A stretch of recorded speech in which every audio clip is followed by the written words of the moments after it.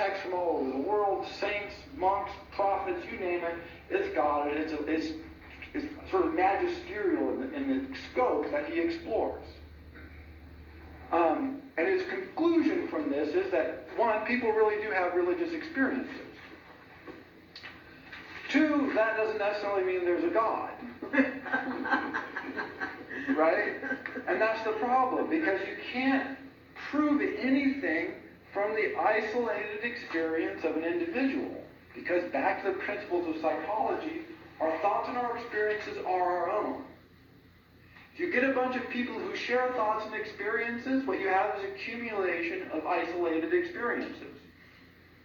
And they're probably not all that comparable anyway, which is one of the things as you go through the variety of religious experience that he explores. Sometimes things that seem very similar are very different. They've been lumped together in tradition, but not exactly the same. And so he throws us into this world where he's like, yeah, look, what you want is evidence. You want facts. You want to act in the world based on that, because if you don't, you suffer, more or less. That's your problem. You're in the world. If you have bad, wrong-headed ideas, you usually suffer for them. That causes us to modify our thinking. And then we try and come up with a new model, with a new philosophy that we can apply more effectively. And then, in that sense, it becomes more true, because it allows us to act more. And reduces that strain. But again, all of this built on a model of the mind as being plastic, subject to our own revision, and not really terribly well connected with the world. And so back to this notion of truth, because science says, what do we know that's absolutely true? Look, anywhere in the universe, if you have a circle, right, you're going to come up with pi, because you can't square the circle. So this is what mathematicians will say. It's like, it's just true. It's true everywhere. Now, you don't have to argue against that. You could just say, well, that's fine. But notice that some society like we do might just round off after one place.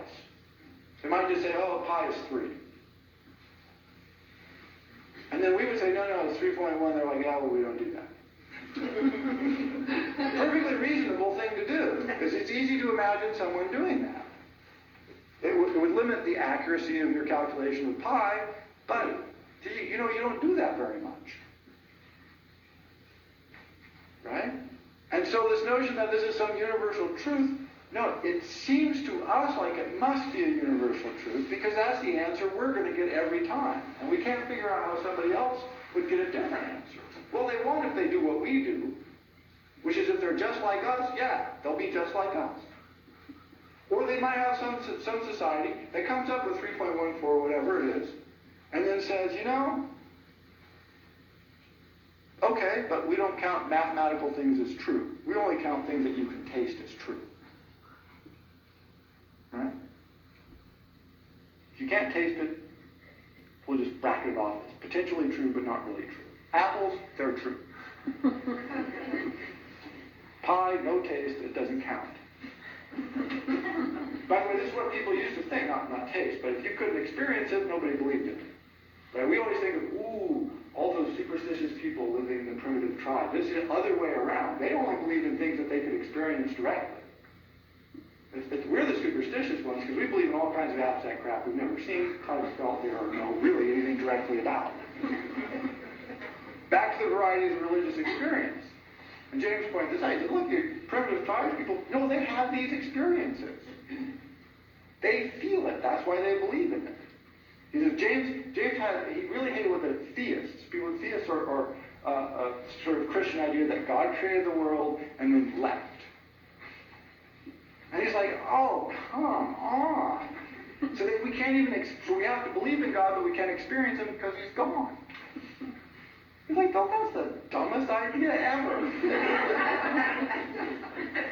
So you don't want to discount God, but you don't want to have any encounter with him.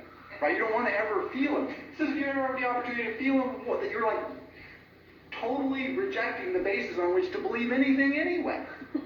And theism is really popular today. Theism is still relatively popular. He's like, look, believe anything but theism. That's the one thing he really sort of drew the line. Like, theism is dumb. God created the world and left, so we don't know anything about him. He's not much use for theism. So not surprised, as you can imagine, someone who comes up with these arguments is accused of all kinds of things, sort of like relativism, right? Well, so in my tribe, it's perfectly normal to kill all the women when they're 25, just because we like to do that, then it's fine. And James is like, no. I mean, it's true that they do this, right? It's also true that they think it's fine. That doesn't mean you have to think it's fine, because your experience and your philosophical ideas tell you, well, that's a bad thing to do to women. They ought not do that. And so we'll take steps, perhaps, to stop them from doing that. And those are, hearts and minds, right? We'll try and re-educate them, literally, hearts and minds. Because if we can get them in the habit of not doing that, it will never even occur to them to do it anymore. Right? Want to have a son, had a daughter, so, well, we'll just kill the daughter. Right? Makes perfect sense to me. When did we stop doing that? We used to do it. Every culture did, pretty much. And so, at some point, we got out of the habit of it. And now we think, ooh, that's terrible if those people do it. James says, look, it's okay to say that it's terrible, but you can't say that they shouldn't do it from any universal principle. There is no universal principle. The universal principle is because we feel like they shouldn't do it. That's what you have to appeal to. Our experience, our philosophy, our habituation leads us to think what you're doing is stupid and what we're doing is smart. And he says, what we want to claim is that we're in the right. We're standing on the grounds of absolute certitude and truth. You are a backwards, reprobate culture, and you must be corrected. It's like, no, you can't stand on those grounds. The only ground you can stand on is your sense that that is wrong. That's the only ground. You have no further claim. And James allows no further claim than that. He suggests strongly that you think about things, that you try to examine the evidence as best you can. Because he does point out in several letters in particular that people fall into habits.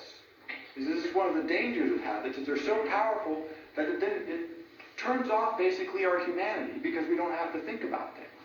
We just become creatures of habit, at which point we're cows. I don't know why they always call people cows, but that's the bad thing, right? When you become a stupid creature of habit, you're a cow. And that's what we become, right? We become these dumb creatures of habit. We're just cows. And he applies these theories all over the place, by the way. Last example, he talks, best article I've ever read on animal intelligence, by the way, in James, called The Intelligence of Beasts, I think. Beast at that point only had the connotation of an animal. It didn't have a pejorative connotation. Now beast is bad, right? You wouldn't call somebody's dog, oh, that's a very cute beast you have there. But in James's time, we would say, oh, that's a very cute beast you have there. But he said, so we have dogs, right? And he says, and the thing with dogs is they're so smart that we can't figure out why they're so dumb. I love the way he posits that, because he says, if they were a little dumber all the time, we wouldn't expect them to be smart at all. And we go, oh, that's just a dog. But they're really smart at some things. So we think, God, if you could do all that, why can't you do a little more? And be basically like us. And he says, and again, the experimental evidence here is very strong, that what dogs do is they think just like us. They have exactly one of our two major thought processes. That's why they seem so familiar, because we think like dogs.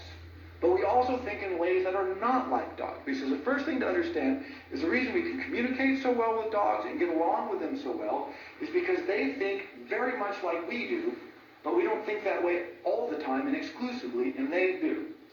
And the example he gives is he says, a friend of his goes down to a boat, long walk from his house, and he's going to row out on the lake with his dog. And he gets there, and the boat's filled with water and mud at the bottom of it. And he's like, damn, I got to clean this out before I go rowing. He has one sponge, and so he sort of sponges it out, and the sponge gets all grummy, and so he said, he doesn't want to walk to the house. So he shows the dog, he says, sponge, sponge, sponge, go get the sponge. So the dog runs up to the house, and sure enough, comes back with the sponge. And the friend says, you see, smart dogs are. And James is like, yes, they can make that connection. This very direct, symbolic, one-to-one correlation. Dogs can do that. They're great at it. They can pay attention to their master. They're very attentive to humans. They can figure out that a sponge is a sponge and a bone is a bone. He says what a dog can't do and what humans can do unless they're really dumb is go up to the house, not find a sponge, and come back with a towel.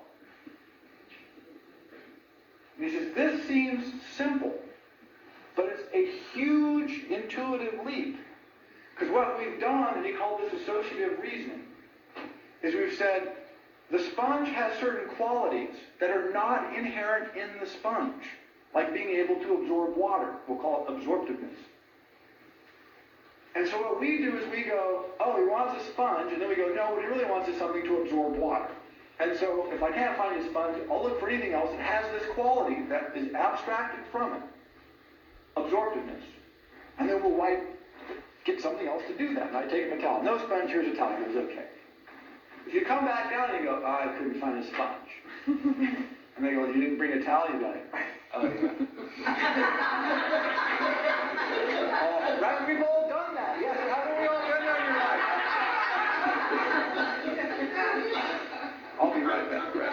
Because you're just like, oh, I totally blew it. Because we were not using it. We don't use it all the time. Maybe we don't use it often enough.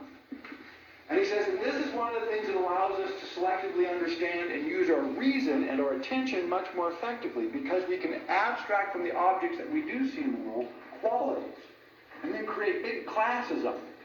And so we can say, oh, I want something that's absorptive. And we can bring back any old damn thing, a towel. Okay, I couldn't find a towel or a sponge, so I brought back your sofa cushion. Right?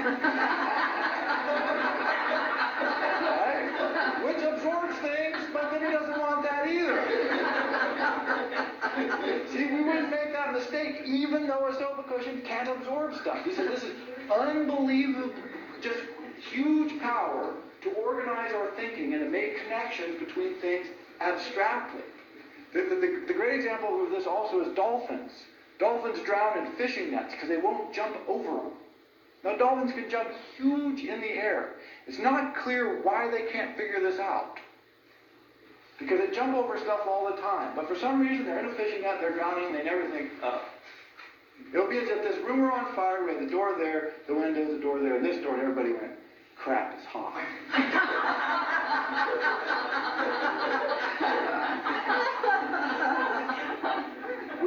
That's what dolphins do.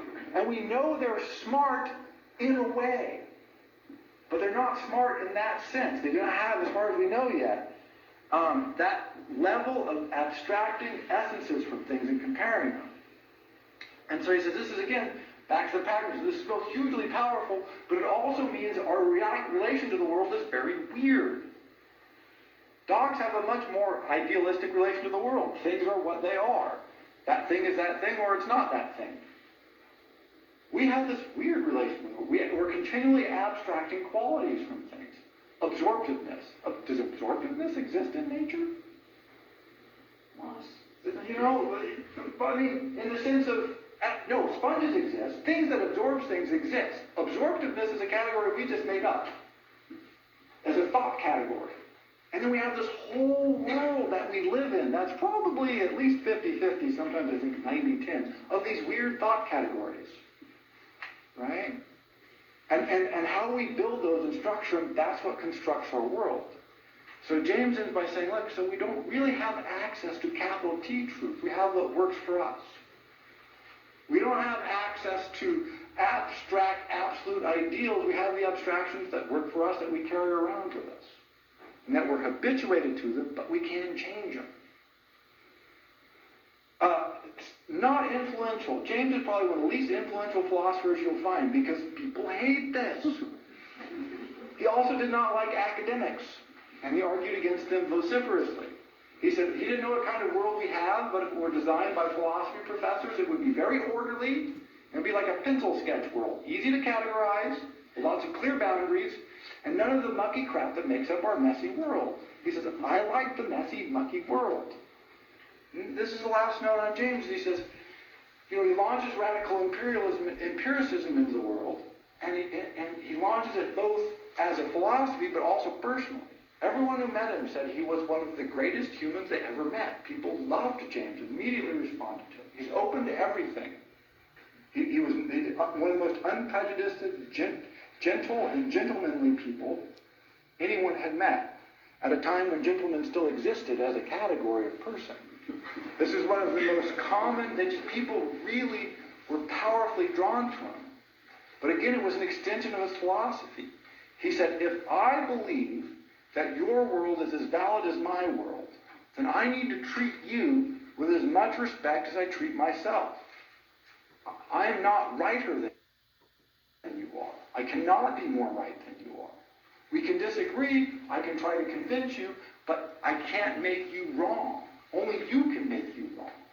And you can only do that voluntarily or under extreme pressure. Sometimes we'll give in, but usually it's a voluntary thing of attention and habit again. And so it's a very different approach and a powerful series of arguments. And so I recommend anybody, very readable, who's interested in this, I put this list on the back, is check out